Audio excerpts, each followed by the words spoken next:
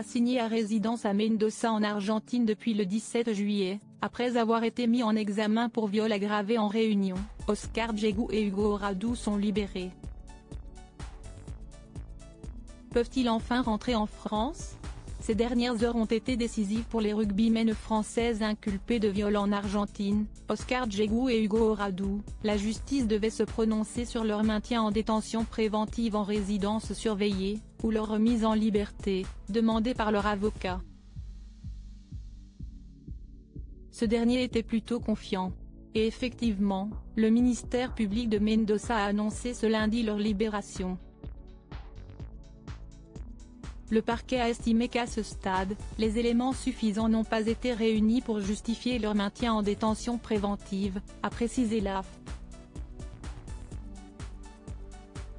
Toutefois, il reste mis en examen pour viol aggravé en Réunion. Et ce n'est pas tout. De nombreux éléments doivent encore être versés au dossier et l'instruction va donc se poursuivre, jusqu'à un éventuel procès ou un abandon des charges. Libérés sous condition, les Français devront rester en Argentine le temps de l'enquête, ajoute Le Parisien.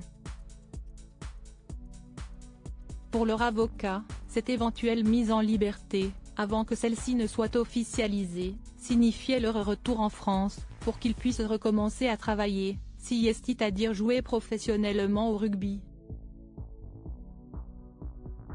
Sans que cela ne modifie leur statut d'inculpés. Ce n'est donc pas le cas.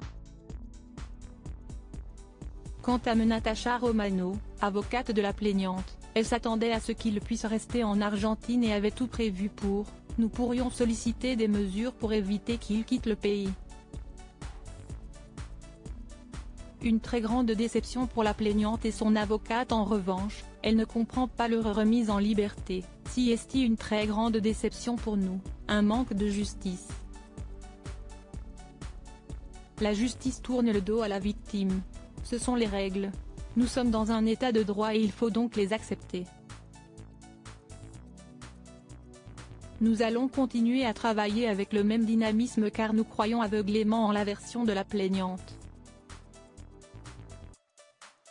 Pour rappel, les faits se seraient déroulés dans la nuit du samedi 6 au dimanche 7 juillet dans la chambre 603 de l'hôtel diplomatique de Mendoza, après une soirée dans un bar puis une boîte de nuit consécutive au test match remporté par le 15 de France contre l'Argentine, 28-13. Les deux joueurs clament leur innocence, rappelle Le Parisien, tout en précisant qu'ils ont tout de même reconnu avoir eu une relation sexuelle avec la plaignante.